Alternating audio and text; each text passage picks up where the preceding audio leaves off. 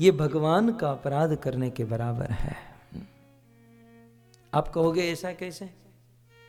साधु का अपराध, भक्त का अपराध वास्तव में भक्त का अपराध नहीं, वो भगवान का अपराध है। क्योंकि भगवान स्वयं भागवत के 9वें स्कंद के 4थे अध्याय में अम्बरीश दुर्वासा के प्रसंग में कहते हैं कि हे दुर्वासा, साधव हृदयम मह्यम, ये जितने भी साधु संत भक्त हैं वो भगवान के हृदय है, या भक्त भगवान के हृदय में रहता है। गीता में कृष्ण कहते ना, ये भजंती तु माम भक्त्या, गीता में कृष्ण कहते हैं कि जो मेरा भजन करता है मई ते और ते अशु, जो मेरा भजन करता है मैं उनके हृदय में रहता हूं और वो भक्त मेरे हृदय में रहता है। और साक्षात भगवान विष्णु दुर्वासा जी को कहते हैं कि साधव हृदयम मह्यम। और नरोत्तम दास ठाकुर ने अपने भजन में भी लिखा, तुम्हारा हृदय सदा गोविंद विश्राम, गोविंद कहे न मोरा वैष्णव पराण। क्या कहते हैं गोविंद? कृष्ण क्या कहते हैं? गोविंद कहे न मोरा वैष्णव पराण। साक्षात गोविंद भगवान कृष्ण कहते हैं ये वैष्णव जो है मेरे प्राण है, मेरे हृदय है। कुल मिलाकर इन सारी बातों से यह सिद्ध होता है, गीता में कृष्ण ने कहा कि भक्त मेरे हृदय में रहता है, भागवत में विष्णु ने कहा साधव हृदयम मह्यम, नरोत्तम दास ठाकुर ने कहा गोविंद कहे न मोर वैष्णव पराण। इन सारी बातों को लेकर ये सिद्ध होता है जो वैष्णव होते हैं, जो भक्त होते हैं, वो भगवान के हृदय में रहते हैं। और किसी भक्त को परेशान करना ये भगवान के हृदय को परेशान करने के बराबर है, ये भगवान के हृदय को तोड़ने के बराबर है। और इसलिए महाराज परीक्षित ने कहा ध्रुवम ततो में कृत देव हेलना। इसलिए परीक्षित ने कहा कि मैं मुझसे देवता का अपमान हुआ है, अर्थात भगवान का अपमान। समझ में आ रहा है ना? ये जो श्लोक पर हम व्याख्या कर रहे हैं, मैं देवता का, मैं भगवान का अपमान किया हूं, और इस अपमान के फल स्वरूप दुरत्ययम व्यसनम नाति दीर्घात्। और मैंने ये जो अपमान किया है उस अपमान के फल स्वरूप मेरे जीवन में कोई दुख आना चाहिए, और वह दुख नाति दीर्घात। देखिए शब्द महत्वपूर्ण है, न अति दीर्घात। मेरे द्वारा किए गए पाप का दंड फल मुझे तुरंत मिलना चाहिए। दीर्घात, दीर्घ समय के बाद नहीं, मुझे तुरंत दंड चाहिए। वास्तव में जो सच्चा वीर होता है, जो सच्चा बुद्धिमान व्यक्ति होता है, वो अपने द्वारा किए हुए पाप के कर्मों से दूर नहीं भागता है, उसे भुगतना चाहता है। हम लोग तो क्या करते हैं, पाप के फल स्वरूप जीवन में दुख आते हैं, और जब बहुत दुख आते हैं तो पंडित जी के पास जाते हैं, हाथ दिखाते हैं, देखिए कुछ कीजिए। अनेकों प्रकार के धागे पहनते हैं, गले में कहीं ना कुछ पहनते रहते हैं, करते रहते हैं। ये सब हम लोग दुखों से दूर भागने का प्रयास है, लेकिन बुद्धिमान व्यक्ति दुखों को भोगत कर उसे खत्म करना चाहता है, या भजन करके उसे नष्ट करता है। महाराज परीक्षित कहते हैं जो मैंने गलत काम किया उसका दंड मुझे ही मिले, और तुरंत मिले। क्यों तुरंत मिले, ऐसा क्यों कह रहे हैं? क्योंकि शास्त्र का सिद्धांत है, हमने जो गलत काम किया है उस गलत काम का, हमारे पाप का प्रायश्चित करने में हम जितना अधिक देर लगाएंगे वो उतना बढ़ते जाएगा। जैसे इंटरेस्ट होता है ना, ब्याज होता है, फिर उसका ब्याज होता है चक्रवृद्धि ब्याज की तरह, वो डबल, डबल के 4, 4 के 8, 8 के 16। पापों का प्रायश्चित करने में जितनी देर लगेगी है, उतना बढ़ते जाए। भागवत के 6ठे स्कंद में सूत जी ने कहा कि जीवन में जो भी पाप किया है, पहले तो नरकों का वर्णन किया। भागवत के 5म स्कंद के अंत में सुखदेव गोस्वामी 28 प्रकार के नरकों का वर्णन करते हैं और कहते हैं जो भी व्यक्ति पाप करता है उसे नरक में जाना ही पड़ता है, जाना ही होगा। इस नरक का वर्णन सुनकर महाराज परीक्षित कांप गए और रह नहीं पाए और तुरंत जिज्ञासा करने लगे। अधुनेह महाभाग यथैव नरका नरह नाना उग्र यातना न यात तन में व्याख्या तुम रहसी। वो कहते हैं कि आपने नरकों का तो वर्णन किया, लेकिन महाराज अब यह बताइए इस नरकों से कैसे मुक्त किया जाए। यदि किसी से जाने या अनजाने में पाप हुआ है, उस पापों से मुक्त होना है या नरक में जाने से बचना है या वैकुंठ की प्राप्ति करनी है, तो क्या करना चाहिए। तब सुखदेव गोस्वामी कहते हैं न चेदि एवा पचितिम यथा मंस कृतस्य कुर्यान मनुक्त पाणि भी ध्रुवम सवे पेत्य नरकानुपेति यह कीर्तिता भवत स्मिग्न यातना। सुखदेव गोस्वामी कहते हैं कि हमने जीवन में जो भी पाप किए हैं, जीवन में किए हुए पापों का प्रायश्चित यदि कोई व्यक्ति इसी जन्म में करे और तुरंत करे, क्योंकि देर करेगा तो बढ़ते जाएगा, तुरंत करे तो वह नरक में जाने से बच सकता है।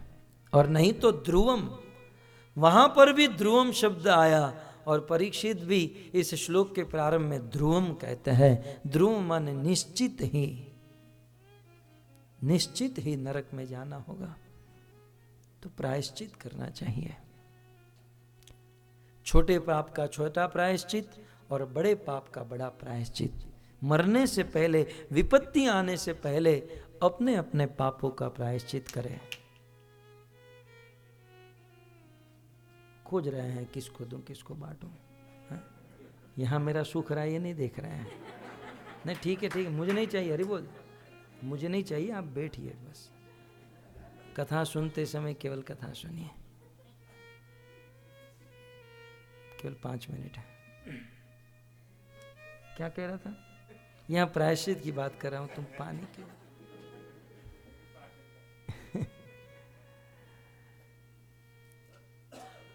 बहुत खांसी आ रही है तो ठीक है। क्या कह रहा था?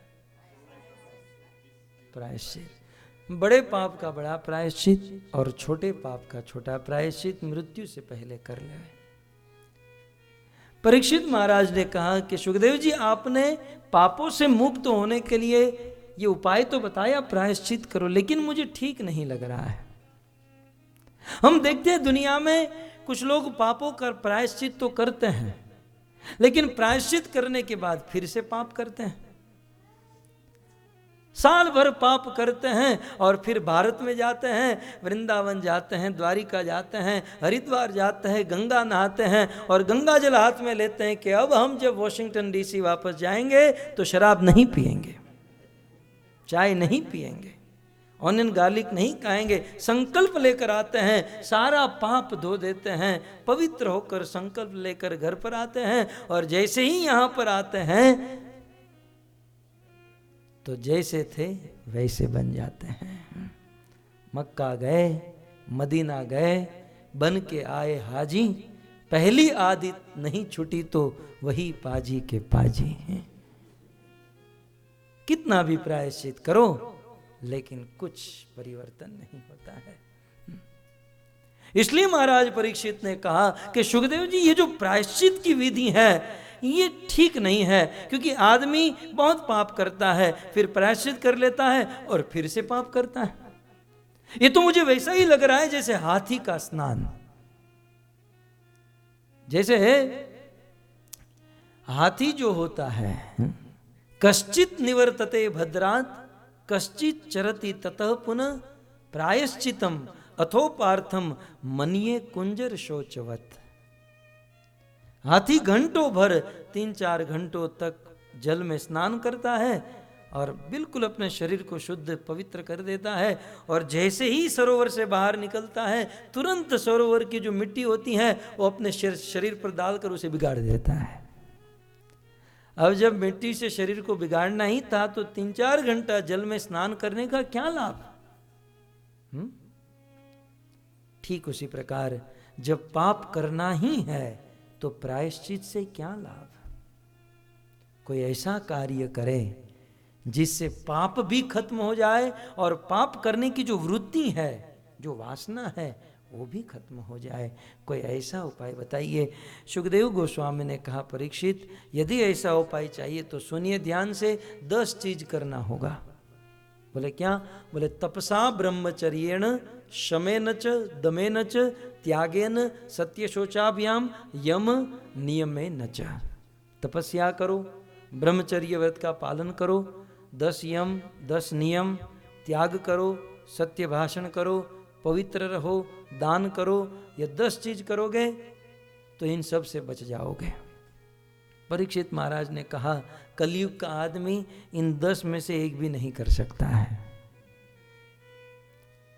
अरे महाराज कोई प्रैक्टिकल उपाय बताइए। और ये सब कुछ कर लेने से आदमी पापों से मुक्त होगा, पाप करने की वृत्ति से मुक्त नहीं होगा। ज्यादा घुमा फिरा कर मत बोलिए महाराज, कोई सरल उपाय बता दीजिए जो बच्चा भी कर सके, जवान भी कर सके, बूढ़ा भी कर सके, और ऐसा उपाय जिससे आदमी पापों से भी मुक्त हो जाए, पाप करने की वासना से भी मुक्त हो जाए, पवित्र होकर भगवान के धाम को प्राप्त कर जाए। ऐसा कोई सरल उपाय है?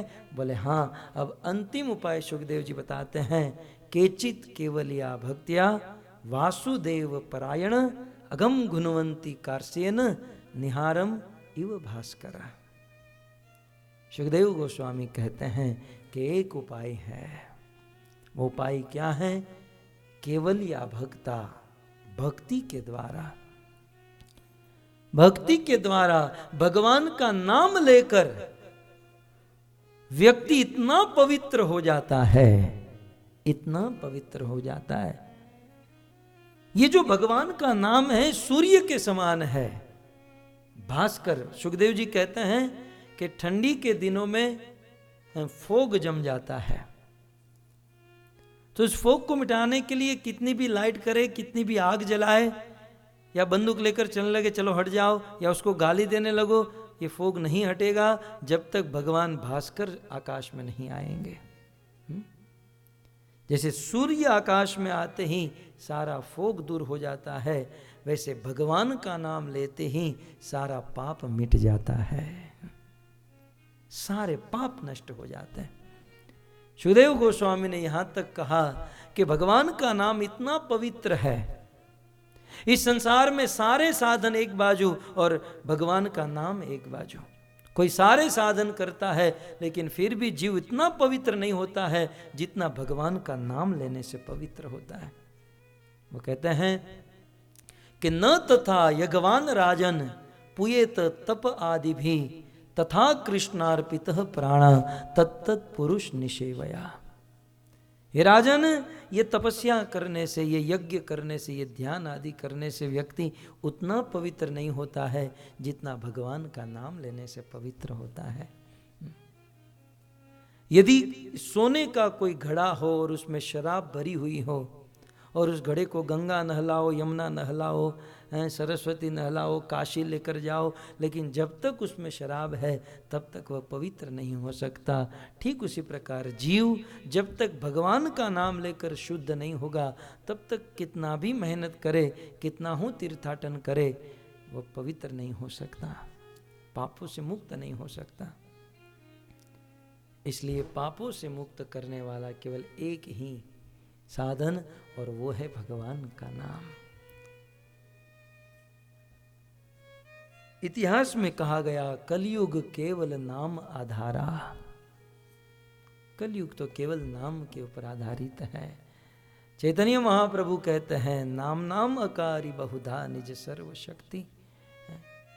भागवत का सार सूत जी अंतिम श्लोक में कहते हैं नाम संकीर्तनम यस्य, नाम की बड़ी महिमा है भक्तों। और जिस प्रसंग में हम लोग बैठे हैं यहां पर कहते हैं अगम गुणवंती कार्चिन निहारम इव भास्कर, भगवान का नाम सूर्य के समान है।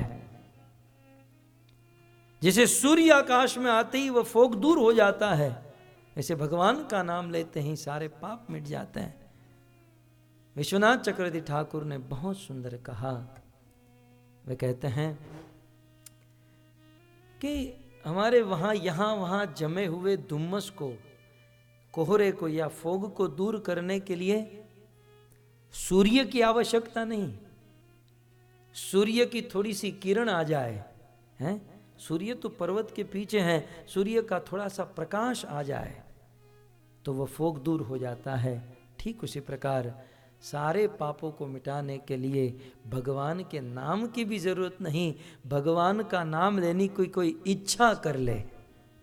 नाम तो नहीं लिया है, यदि कोई संकल्प करे कि भाई ये तो बहुत अच्छी महिमा है, कल से हम लोग, कल संडे है, कल से हम लोग भगवान के नाम का जाप करेंगे, नाम नहीं लिया है। यदि कोई संकल्प करे कि कल से हम हरि नाम लेंगे, कल से हम भगवान का नाम लेंगे, तो कहते हैं संकल्प करने मात्र से व्यक्ति सारे पापों से मुक्त हो जाता है, सारे पापों से।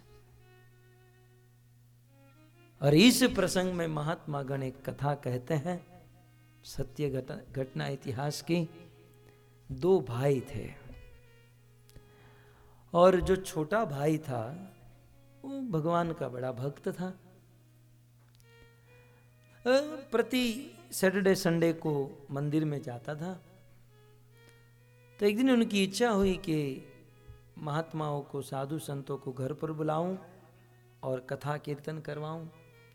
लेकिन उनका जो बड़ा भाई था उनको भक्ति में कोई रुचि नहीं थी। तो इसने बड़े भाई को कहा कि मुझे साधु संतों को बुलाना है, घर पर कथा कीर्तन करवाना है, आप परमिशन दीजिए। बोले नहीं, वो सब तिलक शिखा वाले को यहाँ पर कोई एंट्री नहीं है, यदि कोई आया तो मैं डांटूंगा, मारूंगा। बोले नहीं भैया आने दीजिए, घर पवित्र होगा। बोले नहीं, मुझे उनका चेहरा नहीं देखना है। कुछ लोगों को बहुत ये होता है। जब बहुत बहुत मनाया तो उस बड़े भाई ने कहा ठीक है बुलाओ, लेकिन मैं बेडरूम में रहूंगा, दरवाजा बंद करके बैठूंगा, जब वो लोग चले जाएंगे तब मैं बाहर निकलूंगा, मैं उनका चेहरा नहीं देखूंगा। बोले ठीक है। मंदिर से साधु संतों को बुलाया, बहुत सुंदर कथा कीर्तन हुआ। सब कुछ समाप्त करके वह भक्तगण जा रहे थे तो जो लीडर था, हमारे चैतन्य निताय प्रभु जैसा लीडर था, उन्होंने कहा कि आपके बड़े भाई रहते हैं, वो कहाँ है? तो ये तो बेचारा डर रहा था। इन्होंने इशारा किया बेडरूम में है। तो ये भक्त गए उस बेडरूम में, दरवाजा खटखटाने लगे। इन्होंने अंदर से दरवाजा खोलकर बिस्तर पर उल्टा सो गया ये आदमी। ये भक्त अंदर गए और कहा कि हमारे साथ बात तो करो। बोले मैं आप लोगों का चेहरा देखना नहीं चाहता हूं। बोले कम से कम बात तो करो। बोले नहीं बात करना चाहता हूं। इन्होंने कहा ठीक है भाई कुछ मत करो, कम से कम हरे कृष्ण तो बोलो। बोले नहीं बोलूंगा। भक्त तो बुद्धिमान होते हैं। बोले क्या नहीं बोलोगे? तो उसका बाप निकला। बोले आपने जो बोला वो नहीं बोलूंगा।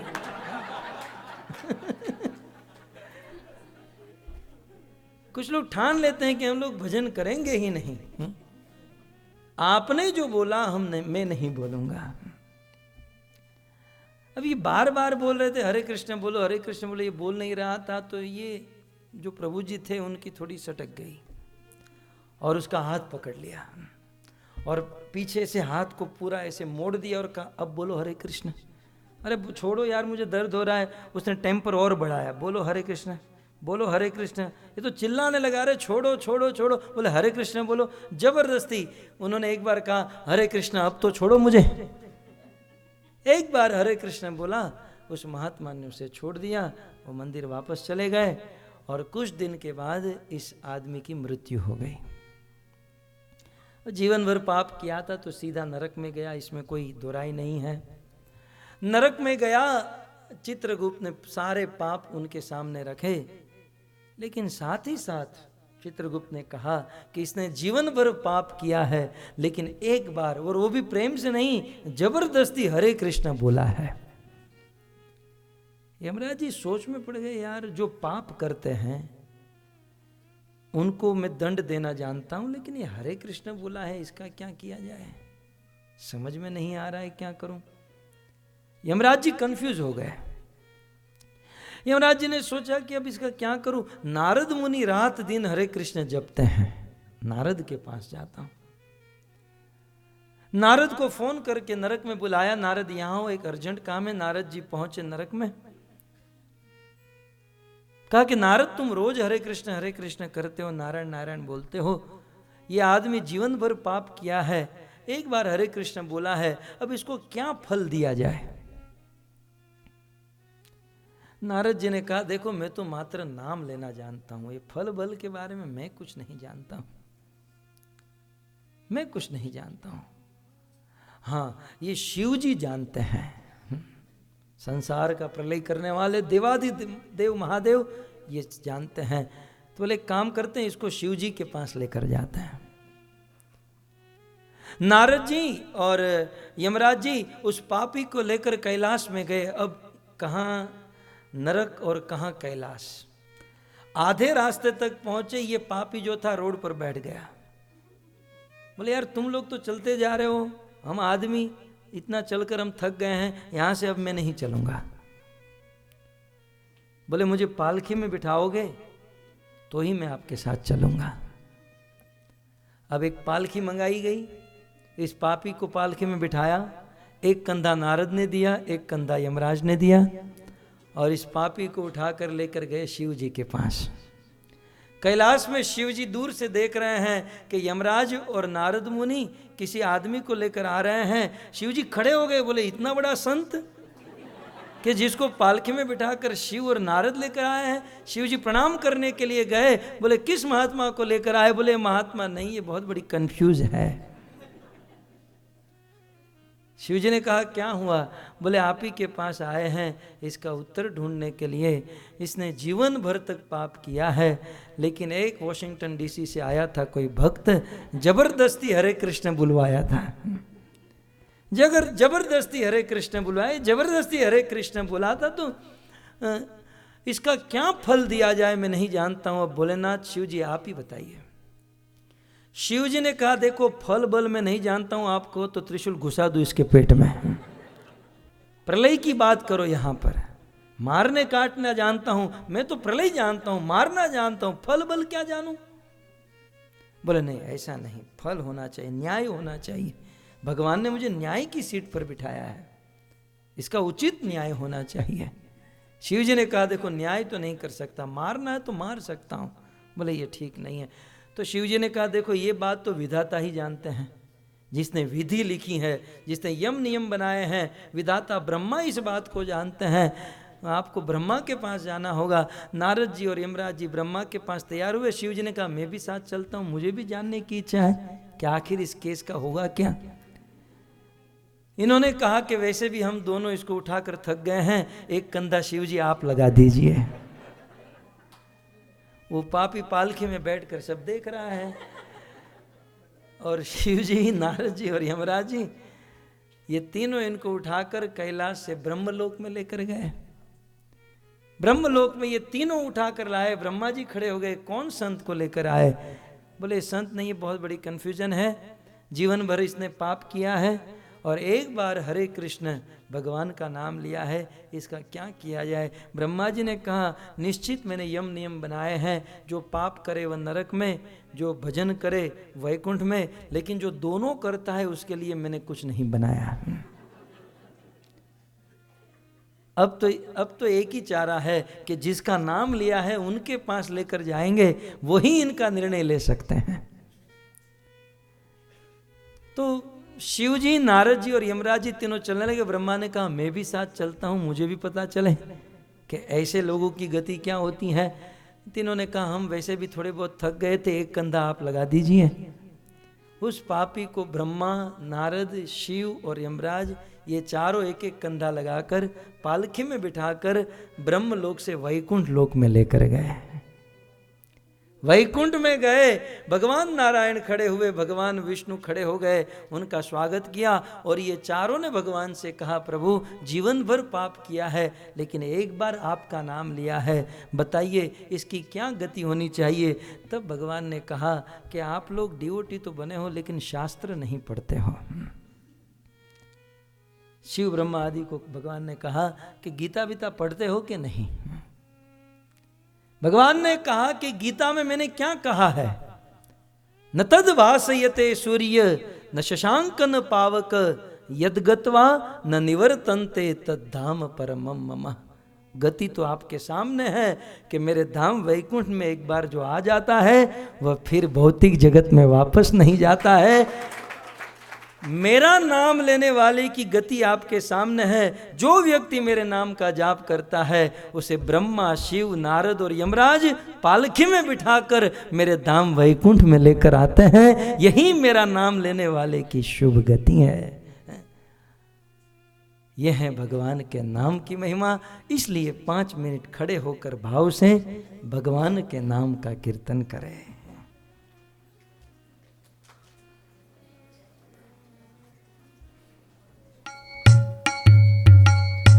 हरे कृष्णा कृष्ण कृष्ण हरे हरे, हरे राम राम राम हरे हरे। चालू कर दो।